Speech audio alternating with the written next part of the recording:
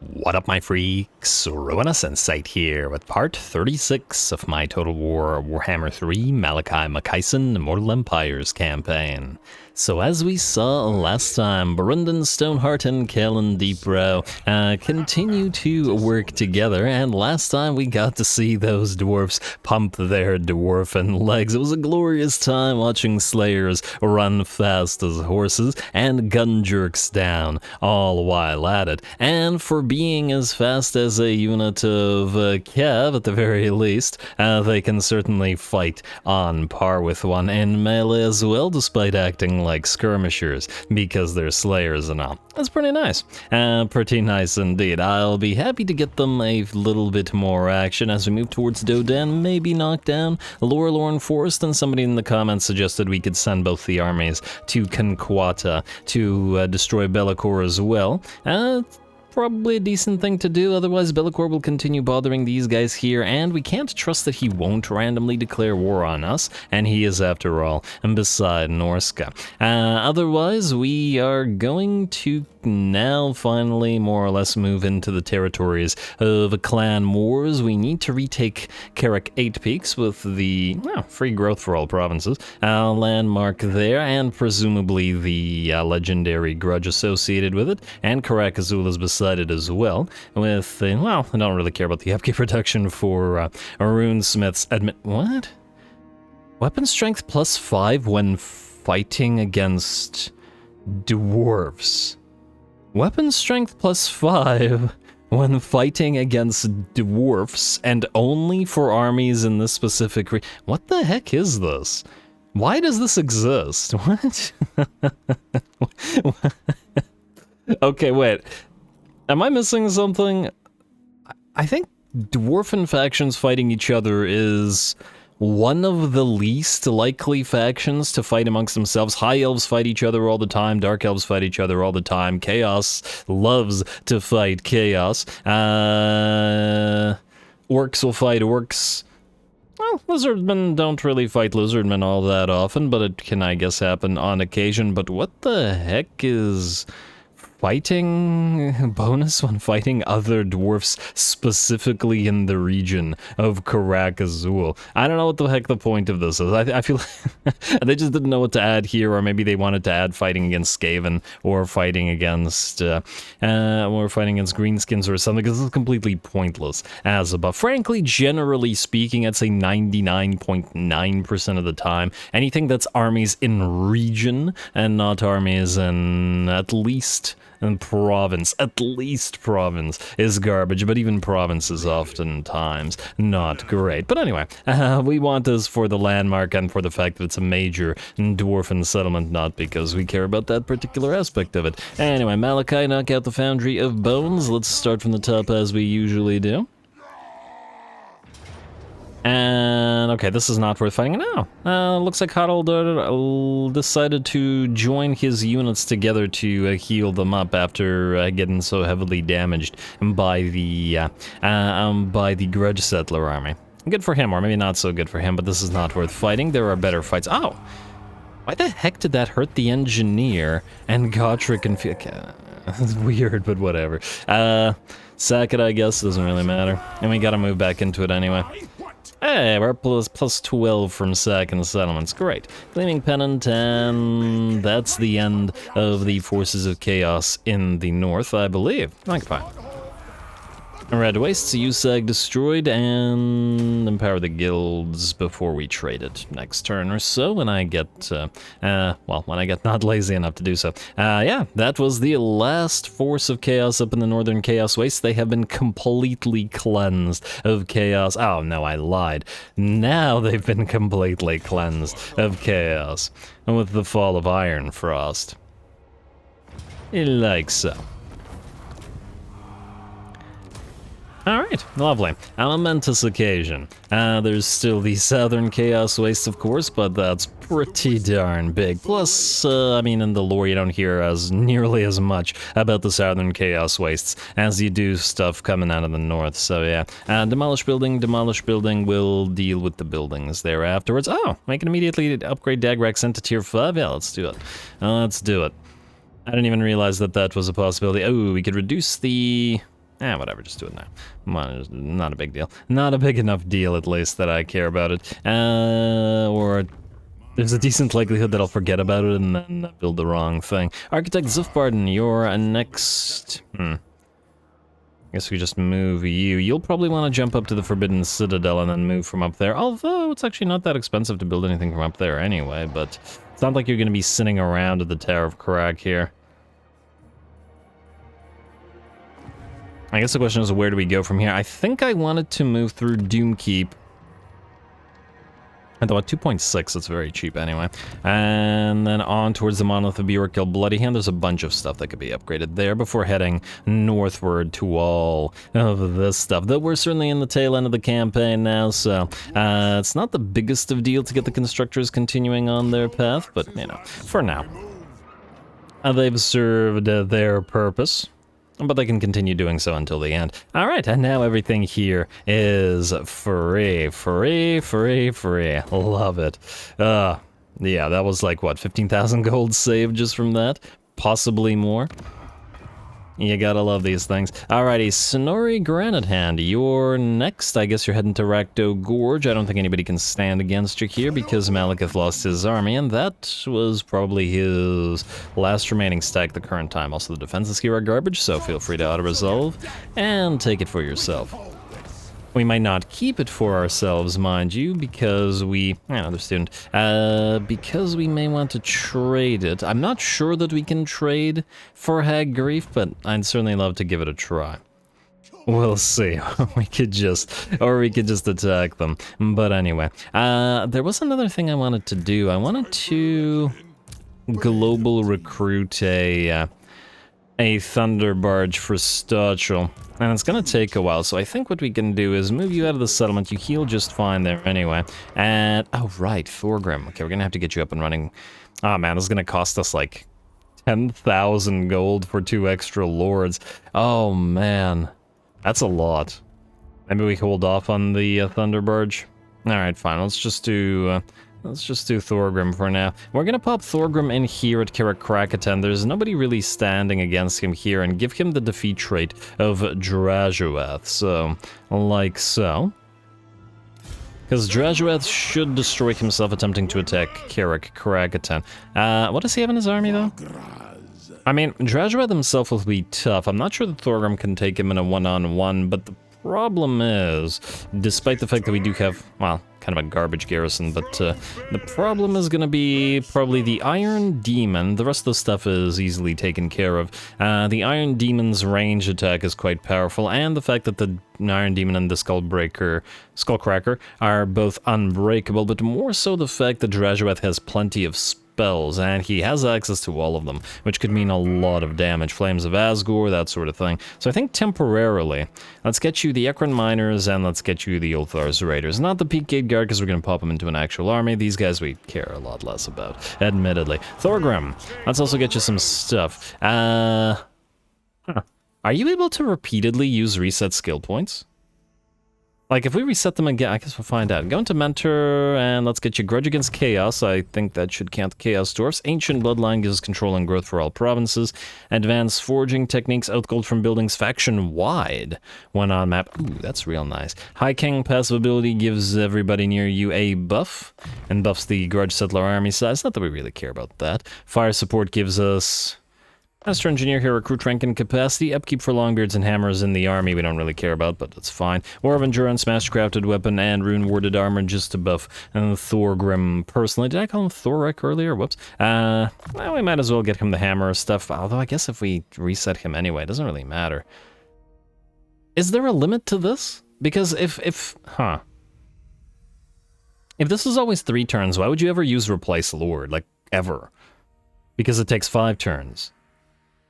I remember people talking about this back when this thing came out, but I don't know if anything was ever done to it, mostly because I didn't look into it, really. But anyway, right the wrongs for now. Let's just assume that that it'll be fine. Grimnir's heirs for you, and tradition and innovation, because you're gonna have gyro bombers and hammerers, and that's your entire army. Dabby firepower for the gyro bombers, honored by Grimnir for the hammerers, and we'll get you stand your ground as well. You should have root marcher, full plate armor, definitely hard to hit. Anything else here that's important? Leadership, Lord of the Deep, so you don't care about. Obstinacy is always good. Missile resistance.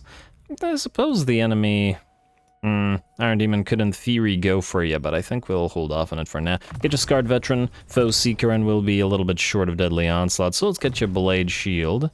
And, oh, maybe I should do you Blade Master instead.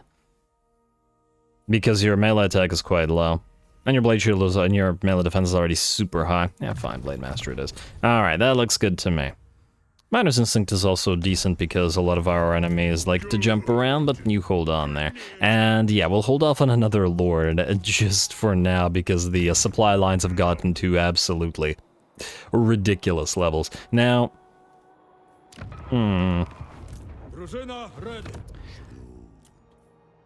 what's the likelihood that if we besiege Prague, these guys attack us in the field with... I mean, we don't know what's in this army. Wait, if we draw closer, will we know what's in this army? Let me just see here. Yeah, it's a pile of Kossars. They're super basic troops, but there are a lot of them here. But nonetheless, what's the range on the Kossars as compared to, let's see, 140 versus the... Okay, so we do outrange them on the Iron Drakes, though Iron Drakes aren't good at obliterating little tiny units like that. What do we have here? Nonetheless, I think we declare war on them, and then we hope that these guys attack us together. The only risk that comes with this is that these guys, one of these guys confederates them, which would be unfortunate. Which we can't really risk, can we? We could attack Prague directly, though that will make it more likely that these guys get confederated next turn. Prague is an easy trade for Karag Valag. The problem is Temple of Heimkel, which we want as well. Well, let's just hope it works out.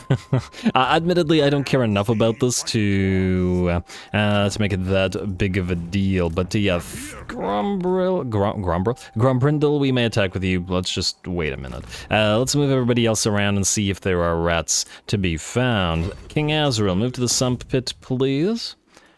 And let's see if you find some rats. I think we saw Queek last time. He's down here. He's certainly on the way, and it does look like he's facing towards our faction, so I'll resolve this. Hey, no damage to the frostworms, lovely. And occupy. I don't know how many grudges that was, but yeah, now that the grudges have been effectively fixed and we need to only collect half as many grudges as we needed to before, at only 25 rather than 80, whatever, it's a lot, and I mean a lot more manageable. Ungrim, head to Bone Gulch, please. You still got your reinforcements on the way as well, and auto-resolve. Oh. No, it's still just clan rats, auto-resolve it. Not worth fighting. Occupy. Occupy the Bone Gulch, and I guess we can immediately build Graves of the Dragons. Stonemason and Province secured, Clan Moors revealed. We'll keep the population surplus for Fortress of Vorag, though, because it's more important to build that up to get the Tower of Bloody Tooth, or the Bloody Tooth. Yeah, that's decent stuff here.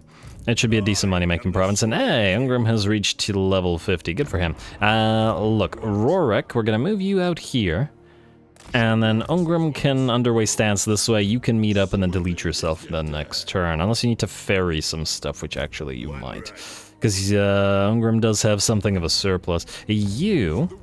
I'd love to go for this dilemma, but we can't because of the presence of... We know that there was an army at Black Arma, and I guess because we can select it, this means... wait, could you always do this? Wait. Is this a bug or was this always a thing? Oh, wait, it's not doing anything with any of the other Skaven settlements. Yes, it is. Nagashazar. And we know that there is a stack in Nagashazar because there is always a stack in Nagashazar, and this army always sits outside because the main stack is in there. Oh, wait, so if you click on a ruin, you can know that there is a Skaven stack in it just by seeing the... Huh. I can't believe I never knew those. Well, that's a happy accident, although it feels like cheating. I feel like this is information you're not supposed to have, or no. Am I wrong?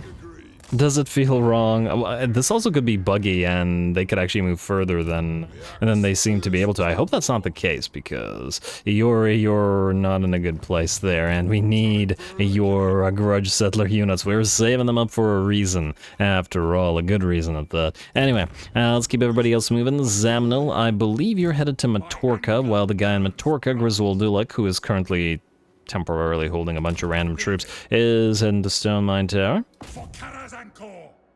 and occupying it. Like so.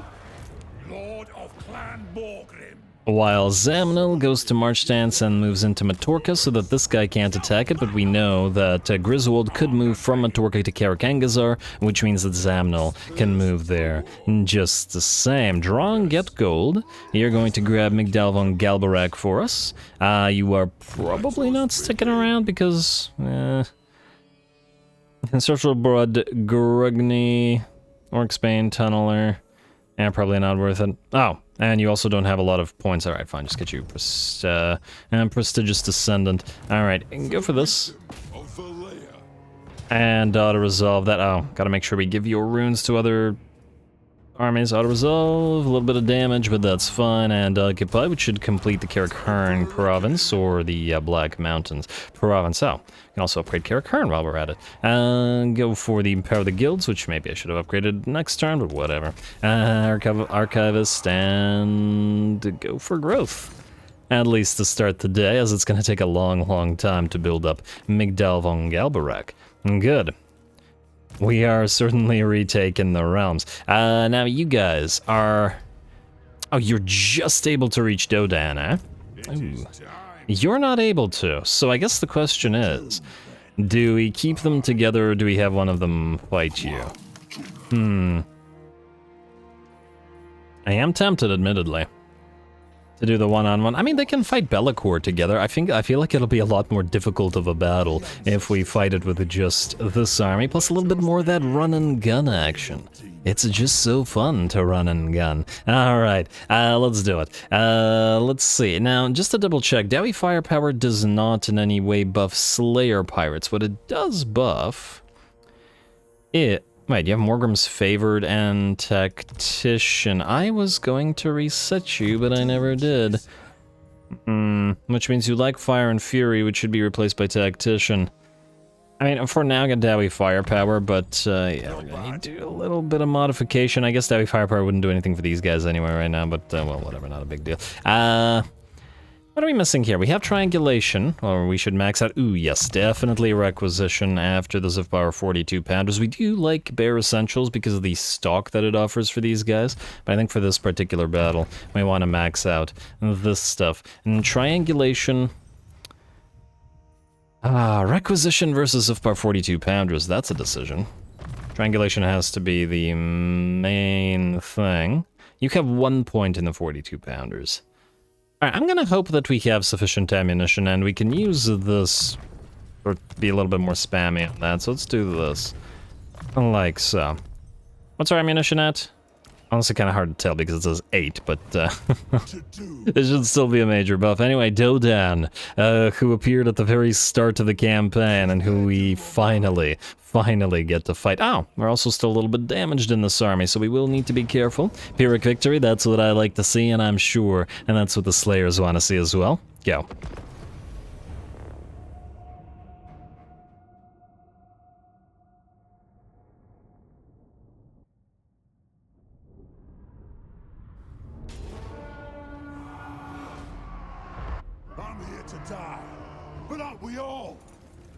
Take them with us when we go.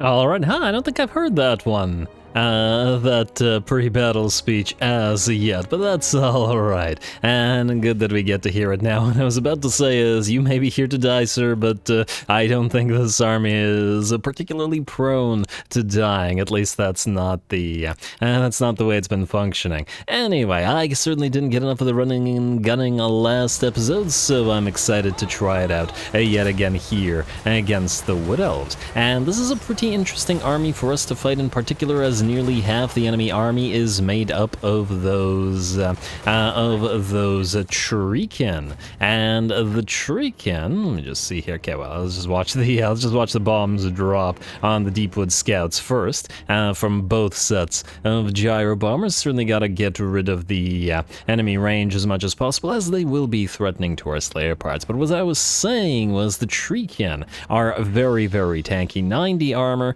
decent HP, but lots and lots of resistances. 20 ward save on top of 20 physical resistance on top of 15% missile. That's a lot of resistances to gun through with those Slayer pistols, so we'll have to see. Though we've got decent resistances against enemy range ourselves as well. Anyway, over on the leftmost flank we have the Slayers getting ready to move forward, but we are allowing the Wild Riders to close a little bit with the landships and stuff while we try to get rid of the enemy range before moving the Slayers in. On the right side we have another pile of Slayers booking it forward and starting to target and gun down those other Wild Riders. And Wild Riders are extremely quick, generally speaking, at least when they don't have a flash bomb on them. And unlike the Chaos Knights, would be able to run down the Slayers, or at least catch up to the Slayers. How much damage they would have been able to deal if they did, I'm not entirely sure, but at least this unit won't be finding out as it gets obliterated. Our Demon Slayer now annoying the enemy Deepwood Scouts, and we drop those of our 42 pounders on them while we continue to lead other enemies around. A unit of Deepwood Scouts here is basically done, and another one is about to follow suit while we start backing off of the Slayers and start firing into those malevolent Shuriken.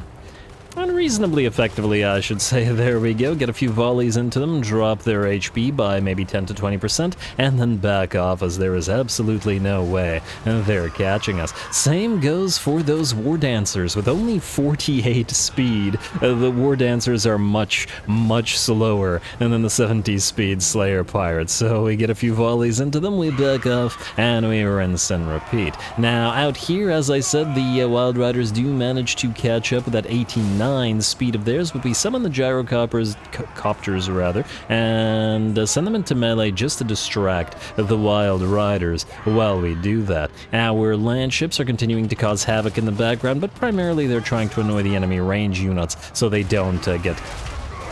Damn, don't fire into the Slayers, so they don't damage the Slayers. And the Slayers are annoying the enemy range units as well, as there is no way the enemies are going to escape them. Looks like a unit of Malevolent Shuriken has been destroyed. The Slayers continue to run around and chase after the enemy range units here, while the others continue to back off from the War Dancers. And the said War Dancers continue taking casualties. There we go. Working pretty decently, I think, and they'll actually attempt to back off and get hit again with the Zipbar 42 pounders. And it looks like this particular set of War Dancers, both of these units, just don't know what to do. They can't catch the Slayers, and it's really irritating, especially for such a high damage dealing unit like the War Dancers. They're pretty darn strong. Ooh, one of them has managed to make it forward, but a little bit too late, as her unit will shatter. The bounce power is at about 70% in our favor now. Looks like pretty much all the enemy range units have been destroyed out here. The Demon Slayer is facing off against the Malevolent Shuriken, or not Malevolent Shuriken, Malevolent Tree Man. But getting a little bit of support fire from the 3 Master Engineers, who admittedly aren't going to do a crazy amount of damage, but, well, we never really expected them to. There we go. Keep on firing, and I do imagine that the Demon Slayer should be able to, well, stand his ground and decently well. And Dodan's down below half HP now, got that flash bomb upon him, reducing his melee defense, but his army is also getting ripped apart in the background. And Tree can continue to chase the Slayer pirates in the same manner that the War Dancers did, but that's, well, that's obviously not going to succeed, very slow as they are. Looks like all the enemy range units have shattered at this point, and Dodan is pretty much done as well, trying to book it on out of there, but will get gunned down or axed down in turn. Alrighty, come on, get another 1 or 2 hits in there. Watch that tree man fall, and there we go. And cut down. Lovely. Now it looks like, oh, the enemy Great Eagle has moved in now, and with that it looks like the rest of the enemy army will shatter. All gunned down and not having achieved all that much. A little bit of damage on some of the land ships, but we played a little bit dangerously with them as we can, well, freely do so. Most of this army is unbreakable in between the Slayer pirates and the land ships as well. So not only do you have to catch them, you have to basically kill them all down to a single or down to every single unit to win. Only the 3 master engineers are breakable. And I guess if there is a rune that provides unbreakable or like an aura unbreakable, then we could give that to the 3 engineers, and then they would be just as unbreakable as the rest of the army. Anyway, we got a little bit of chasing to do, but this is something this army is extremely adept at, and though we can do it off screen.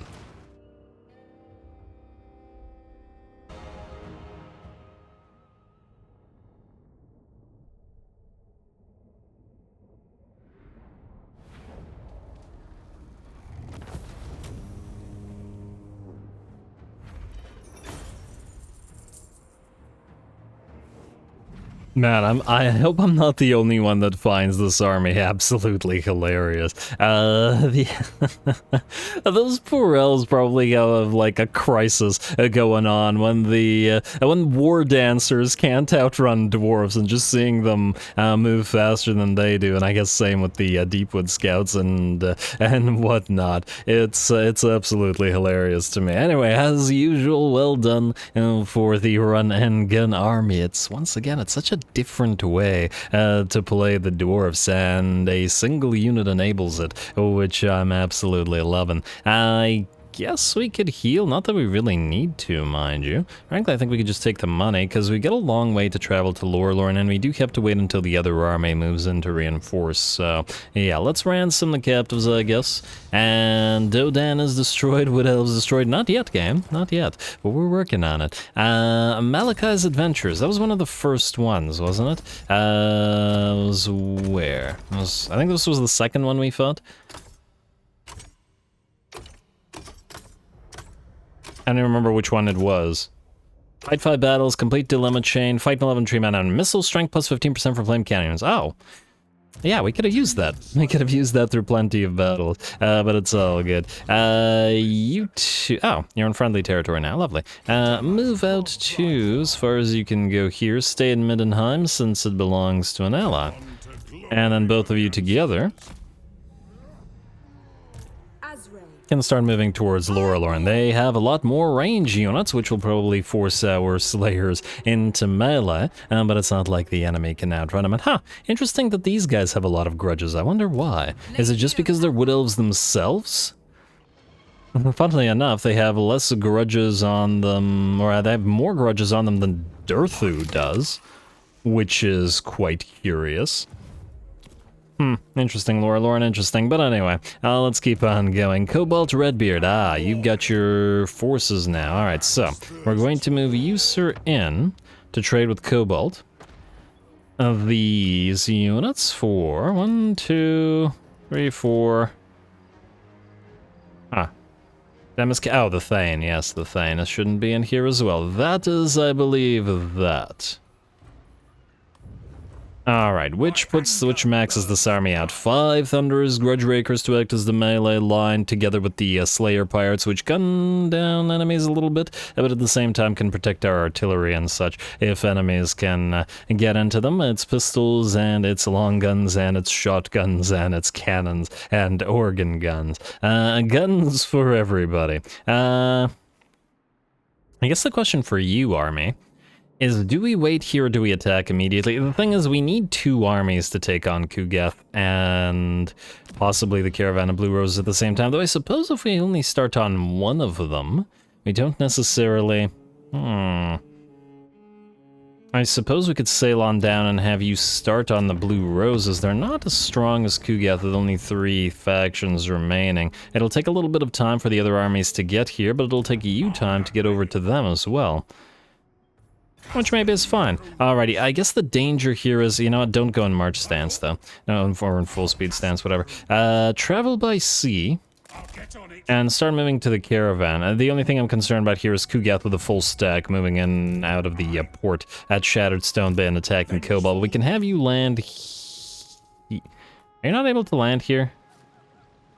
I can't quite tell. I think maybe you can, it's just that this is the closer position. We can avoid the plagues this way. I was gonna send King Azrael here, but frankly, with the balance of power on the Caravan of Blue Roses, they're not worthy of him. Kugath is probably a lot more so. He's got a little bit more of a sliver, and we saw that Kugath at least has a full stack, and by the looks of it, he is building another here as well, so yeah. Morgus, you need to carry these Quarrelers somewhere. I don't actually care about the cannons, because we can build them at rank 7 to 9 anyway, so I think we could just delete them. I know it feels odd to delete a super high rank cannon like this, but at the end of the day, it's not super necessary. Start moving this way, since we can just rebuild them. We have the technology. We can transfer the Quarrelers to one of the fairy armies, and then delete the Lord, because once again, supply lines cost us 5,000 gold minimum per Lord. And I say minimum because it doesn't count the actual cost of the individual lord itself. Anyway, Belagar, you have a date with Ikit yet again. I was gonna send you to fight Scarby, but it looks like he's on the back foot against the Chevalier de Lyonesse and stuff, so you... I mean, I go for Arabian Arms. Heavy iron, plus 15 armor. Yes, weapon strength and armor-piercing weapon damage not going to be crazy useful for the Bugmans, but, well, if they get into melee, it'll be much more so. You can now go into full speed stance and move out to the Chilean Sea, which is controlled, and funnily enough, we heal more at sea than we do in the temperate climate territories, which feels odd. I know this isn't a pleasant climate, but is a temperate climate really going to be so unpleasant for a dwarf that the dwarf will be easily more able to replenish at sea? Is it me, or does that seem less likely, even with the sea being controlled? Especially considering it's a sea region controlled by the temperate climate territory. Now, granted, the weather at sea is going to be different, but I don't know. Replenishing at sea generally doesn't seem like the best idea to me. But anyway. Mikhail, you won't be able to heal to full, but what I want you to do is go into ambush right here, outside of Skavenblight. The reason for this is I'm hoping that these guys will, rather than sacking Tobaro, take it, and then just like Ikit, sit there and then wait to die. Mikhail, you can also level up your... We need to save at rank... Okay, just get the Axe Lord. I mean, we still need to save the points, but we're a long way away from level 12 anyway, so we can hold off. We could get you Tactician as well, or get you 1 point in Aura of Endurance. Not the worst idea against Skaven. Oh yeah, let's do Aura of Endurance, and let's do Tactician, 1 point. And then the rest of the points we'll save up for, mainly it's Age of Defiance and Ferocity Unbowed. Resolute Tenacity doesn't really matter to us. At least, not as much. Immune to diplomatic penalties from trespassing and armies replenishing foreign territory, rather, are both good. But we can get them at rank 13 and 14 rather than having to necessarily save for them. Anyway, who's up next? Grungni Helheim, you are holding on to Thorgrim's army. Thori Firehand, I would like you to move to Bitterstone, though I'd really like to know what's in this army. Nonetheless, move to Bitterstone. Oh, damn, that's a lot of grudges. What do they have in terms of defenders there? Nothing much. Also, we don't care about this army at all, theoretically. Other than the fact that it holds some nice runes. Ooh. Huh. Well, that's a lot more okay, wait. No. There's no way this army can defeat the rogue idols. Okay, wait. No. This is a bad idea. Back off. Okay, I didn't think that they'd have 1,000,000 rogue idols. That was unexpected, admittedly. Go here. We're going to wait for Grungni to move on, and the cannons and the hammers can bring it down instead. Best not risk it.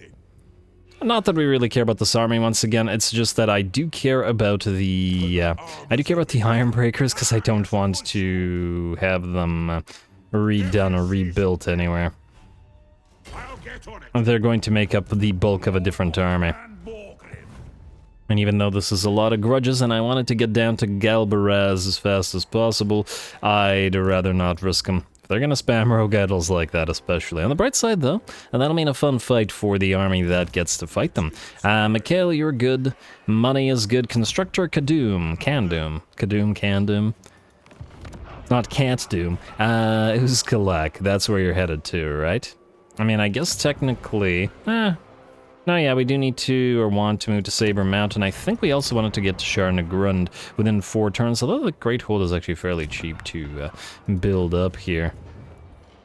Alright, fine. Let's get you to the edge of Uzkalak. This is still in Uzkalak, so to Uzkalak ye shall go. Oh, this is Great Skull Lakes, actually. Uzkalak, and Uzkalak. And then next turn, we simply upgrade that and whatever else we have here, and then keep you moving onward towards Saber Mountain. Also, I forget to pick a tech. Pick a tech, any tech.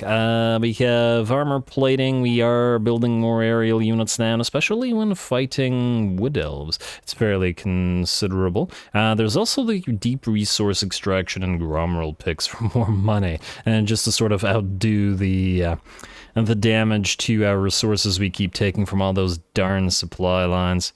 Missile resistance for artillery, not great, but the immunity to flanking ain't bad, just to not have them crumble as fast. Or rout. Too much undead time. Yeah, so it's basically the gyrocopters. I mean, there's also lots of hammer and ironbreaker and longbeard stuff up here, but it's not super critical. I'm really tempted by the upkeep protection for the thunder barges since we're building them. Let's do that. Let's do that. And Vanguard deployment for... Oh, this gives us Vanguard deployment for thunder... Okay, no, we're doing that. I wanted Vanguard deployment for thunder barges in particular because they're so slow and it takes them a while to get to the enemy army. And closer is gonna be better. Next up, I guess Gromby. Once again, do we risk Prague or do we not? If they attack us and they fail, like 90% sure they're gonna get confederated as soon as we get Prague. But nonetheless, I think we're gonna attack. I don't really want to wait. Let's see what we want to get you here. I mean, Ancient Acumen is nice, but I think it's time to start finally leveling you up. Now you have organ guns, and you have flyers, meaning we can pick between Tradition and Innovation, which gives us range and ammo, versus ammo and missile strength. 3 organ guns versus 3 of these. I think we run out of ammo in the Troll Hammers occasionally, or at the very least they start losing. But I do like the range increase to them. What I would like even more is the reload time, which is given to us by Dowie Firepower, so I think we'll do that. Tradition and Innovation, we'll start with you. And we'll obviously get Tactician as well. And we'll obviously get Ancient Acumen, just, you know, when we can. NGs, more ammunition, I think. Requisition that ammunition. You could get your Relentless, but it doesn't really do anything for you. Start leveling up your melee capabilities, or range capabilities, I guess. It's literally the opposite. Oh, man. Berekvar Handshake and Requisition, there we go. And then I guess you're gonna do the exact-ish same thing. Hand-loaded, Berekvar, Handshake, Requisition, and max out hand-loaded. We are not going to bother with Bare Essentials in this army because they don't need to move quickly. The speed increase is not worth the is not worth the reduction to armor. Magic item drop chance and accomplished runesmithing into Rune Master. We have Rune of Negation and Rune of Breaking. They're not maxed out, but out of these runes, we are more inclined to use the Rune of Slowness, followed by the Rune of Speed. And that's still the case. Actually, wait. Rune of Breaking. Now, this gives us an imbuement to Sundered Armor. I take it this also works on ranged units. On the other hand, this army is basically all armor piercing, so it's probably not the biggest of deals, admittedly. Maybe the cooldown on the Rune of Slowness is the better way to go. Although I still don't see us using it more than once per battle. You know, one in Rune of Slowness and one of Rune of Speed. We have massive melee defenses on the Iron Drakes because of the buffs that they get from Gromby. So the occasional Rune of Speed allows them to act in melee a little bit better, even though I'm pretty sure their animations are not going to allow them to fight super good. Anyway. Deadly Blade for the Thane, a Moonmaker for the Thane, and let's get you Resolute. And we'll get you maxed out Relentless. Not that it's a big deal either way. Now, you know what I didn't check? Can we actually declare war on you? No, we can't. 4 turns. All that preparation for nothing. Alright, that's fine. And that's fine. If that's the case, we're going to March Stance you and wait for... I wish you didn't have to wait for 4 turns. I guess we'll start with Temple of Heimkel then, and then move on to Volkgrad. If these guys want to attempt to take Hilpit, they will fail. I guess they could try to go for the lair of the Troll King, which would be the problem, but hopefully they won't, because of their faithful to the motherland, no, protective thing. In war, prefers to expand slowly, consolidate power before moving forward, so maybe with the presence of Grimbrindle nearby, it won't matter. Or maybe we go for Volksgrad first, and then it's a Temple of Heimkel. Once again, I'm worried about the Confederation thing. Prague will be a good trade, but we can only trade one thing for Kirik Vlag. And we'll want both Temple of Heimkel, well, whatever. It's 4 turns from now anyway, so no need to be super concerned. Let's get to the buildings built wheresoever they need to be built. Ruins End, I think we're gonna ignore for now because who knows. We need to upgrade this place slowly, or continue doing so, but right now it's not critical because it's too expensive due to it being a red territory. Bitter Bay. You're kind of in the same position where there's a decent likelihood that you'll get attacked out of Desolation of Nagash, so I'm gonna ignore you. Griffinwood is to be traded. Nagarond. Yeah, well, we can build up Nagarond. Why not? I don't see it being retaken. A red fortress is going to go to Kislev, or Boris specifically. Tobaro is Hira's bait, and it is serving as such quite effectively. Ah, right, Brass Keep. All that stuff we cancelled last episode. Refectory, into Trading Depot, into...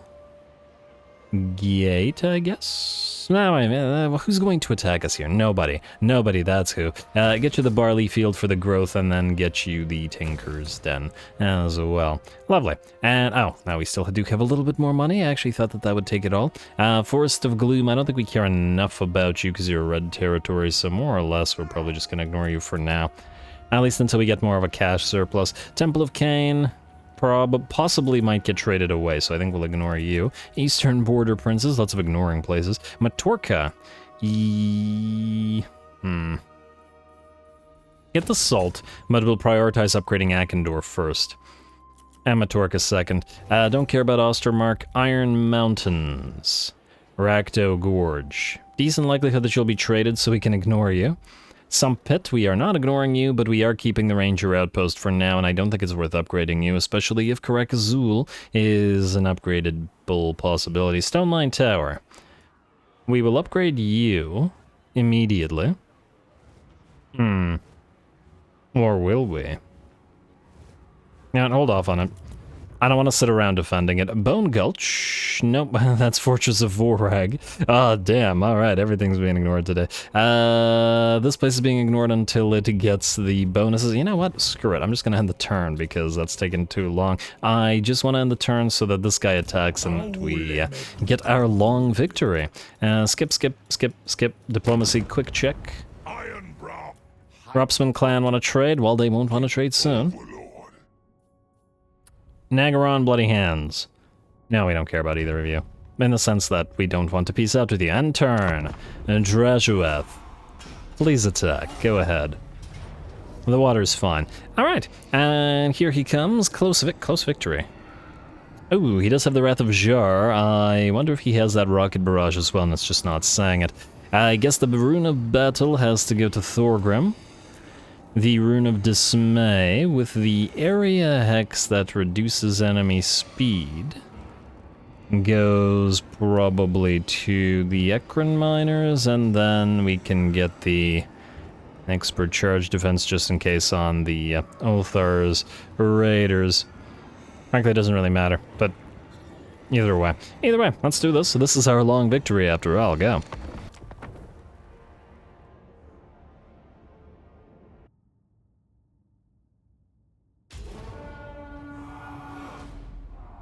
For the ancestors!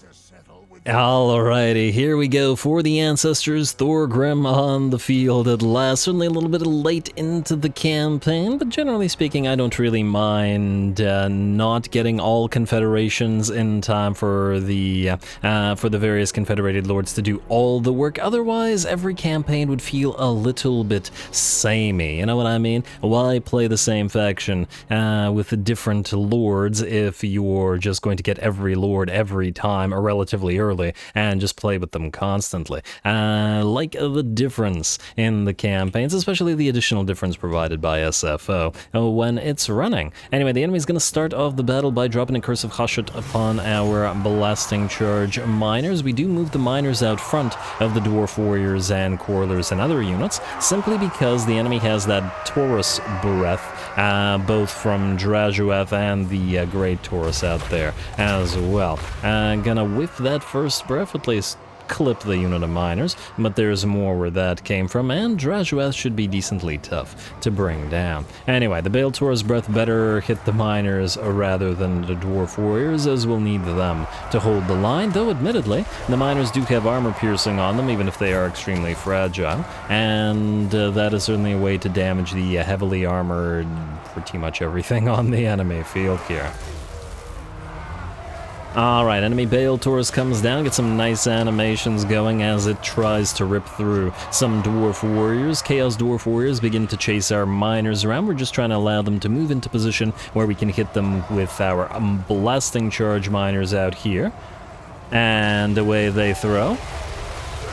Very, very nice. And then as these guys are in position, we now start hitting them in the back/flanks with the Ulthar's Raiders, Rangers as well. Throw those axes into their backs. Gotta rip these Chaos Dwarf Warriors apart. Out here, Drajueth is fighting Thorgrim, or at least sort of fighting Thorgrim, as he has a tendency to sort of back away and charge again, while Thorgrim attempts to continue trying to get into combat and trying to get the summoned gyrocopters, get a little bit of damage on Drajueth, but he simply uses his mass to break through the piles of Quarlers, the piles of Longbeards, and the piles of Dwarf Warriors, and does what he pleases. That's alright though, because while he's backed away, Thorgrim has sighted the enemy Skullcracker here, who's down to about half of its HP. And let's see.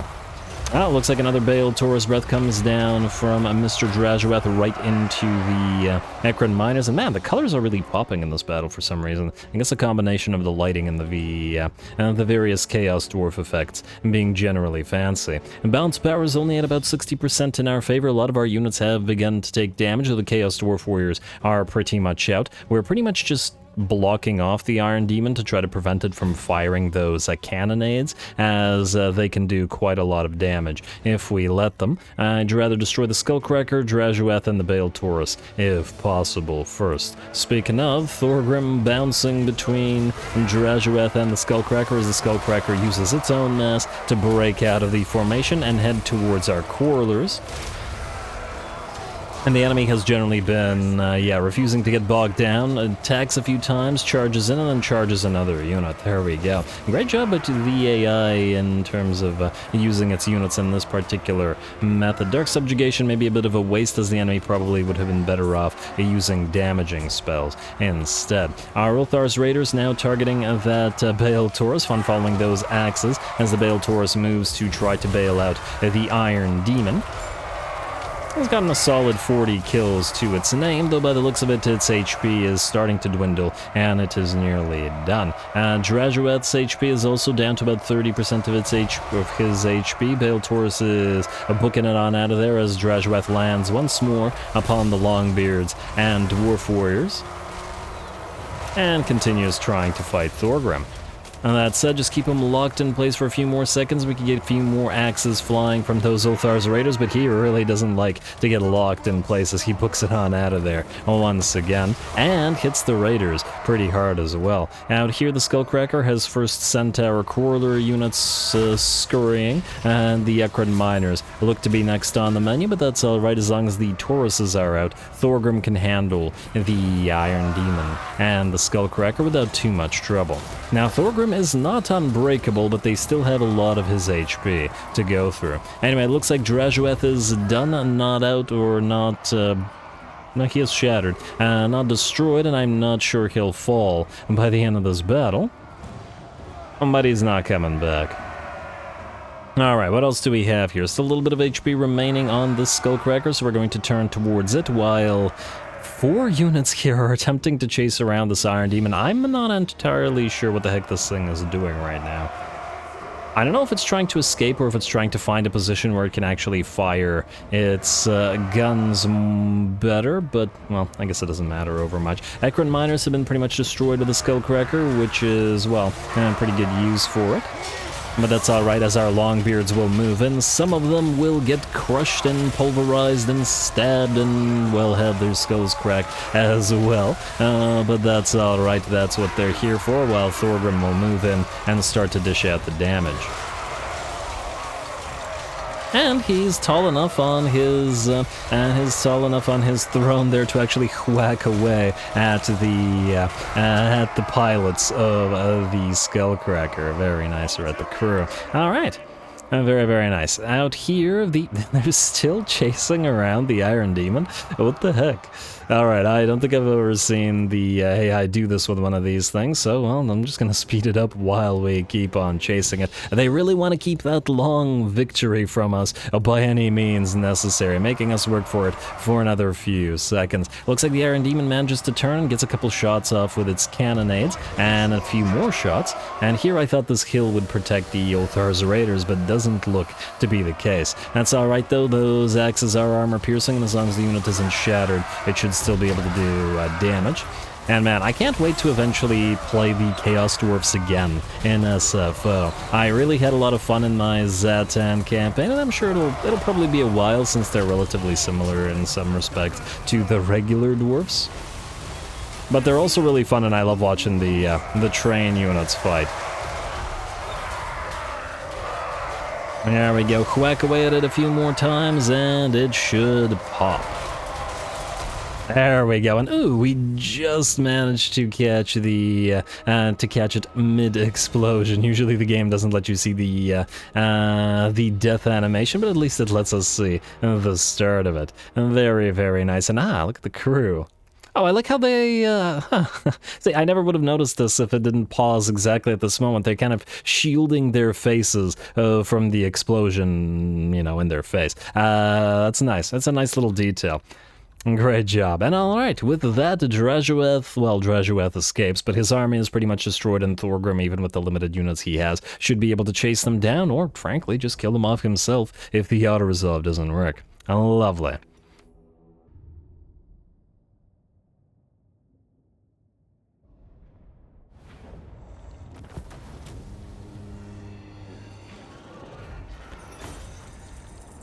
Alright, well, if nothing else, I gotta give praise to the AI for using its units in a really, really irritating manner, and appropriate manner, mind you, as in the sense that that's what they're supposed to do, but that makes it no less annoying. The Drajueth in particular refusing to get bogged down, actually fighting Thorgrim and just sort of flying around, charging, etc., etc., and to a slightly lesser degree that Iron Demon. I don't know what the heck it was supposed to be doing back there, but, well, whatever. All good, and we don't need to heal, that's for certain. Ransom captives. This army will still stick around, but we should be able to run it down next turn. It's not like it can heal. And I take it didn't transfer a plague to us, even though that that would be a great parting shot from them. Although Karak Krakaton does have the plague, doesn't necessarily mean that Thorgrim himself would. Anyway, Cult of Pleasure, hurry up with your nonsense. Clan Moors not close enough to attack us. This is not it. Miss Arkling still out of resolve, and will you take the place? And you will not.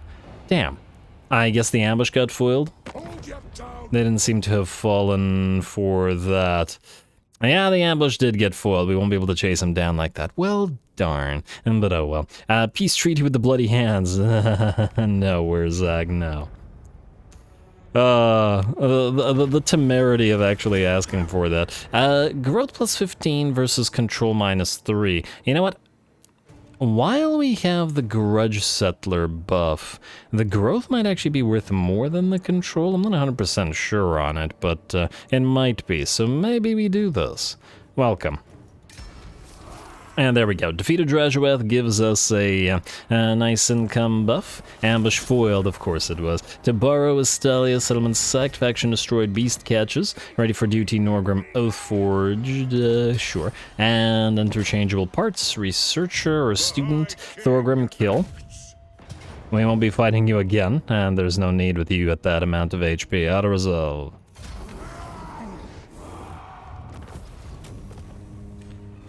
And that should give us the ever-burning Helmet of Grungni.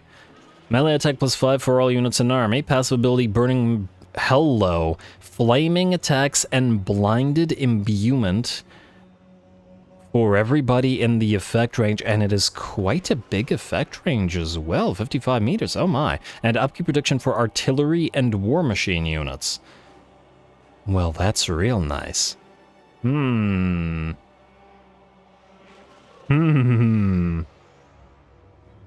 that sounds to me like the game wants us to build another fire army. A fire army that can have fire damage dealing melee units to that, which is quite interesting. We could, in theory, give it to Stochel and the Jartrom, but we can have another Jartrom army belonging to the clan. We do have a, let's say, surplus of additional fire units and underway network.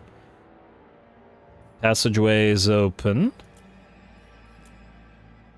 I take it that this means, oh, these are the underway passages open. Use Collect to Karakazorn. Those are the only ones that are open for now. I think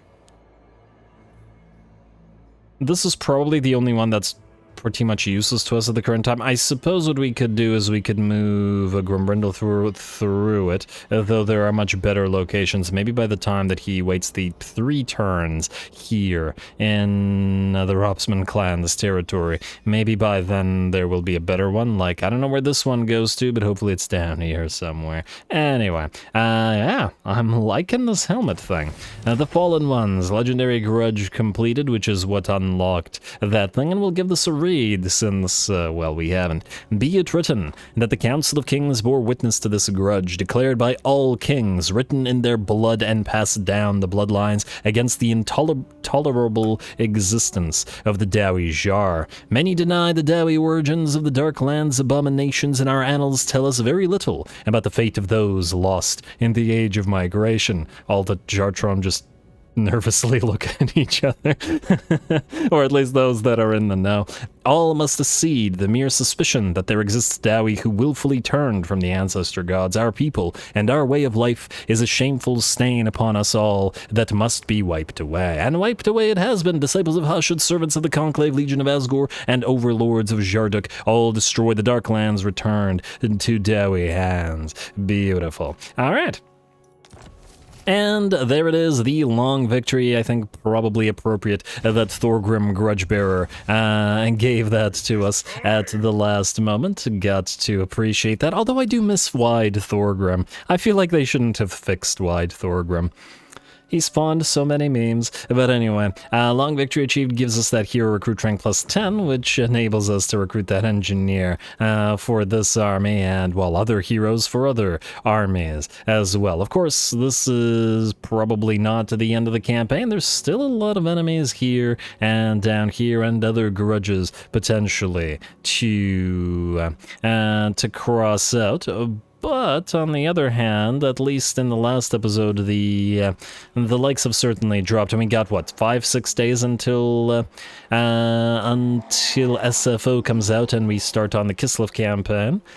I can certainly run the campaign until then. Oh, you know what? We'll see. We'll see how the engagement persists in this run. I still want to fight at Nagashazar. Obviously, we still have to have some final battles. We have to complete the destruction of Clan Moors, of course, Carricate Peaks, and all that stuff, and move into Scarbrand's territories, as well as wipe out Ikit. There's also Bretonia, which is an absolute shambles with the relatively high-tier armies of the orcs, as well as the Barrow Legion here as well. I just want to take a quick look. What does this do for us? Construction cost for all buildings faction-wide, minus 10%. A lumber camp. That's a nice lumber camp at the Oak of Ages, admittedly. Quarrelers, Rangers, Bolt Throwers, and Grudge Thrower units. All armies.